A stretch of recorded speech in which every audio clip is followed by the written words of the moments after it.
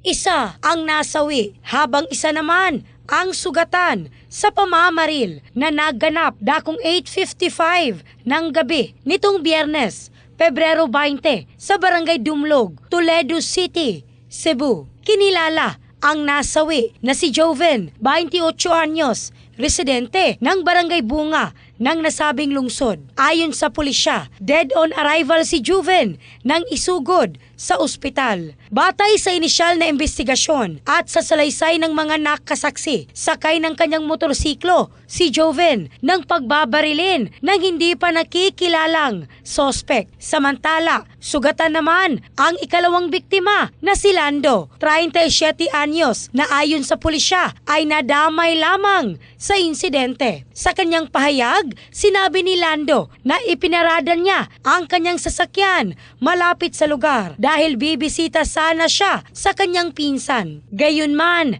habang bumababa pa lamang siya ng sasakyan at nasa tinatayang 2 hanggang 3 metro ang layo mula sa pinangyarihan ng pamamaril, tinamaan siya ng ligaw na bala. Kinabukasan, Pebrero 21, sumuko sa mga otoridad ang 32 anyos na sospek. Patuloy ang investigasyon ng pulisya. In the heart of changing lives, ako si Michelle Craste ng Brigada News Philippines, the Music and News Authority.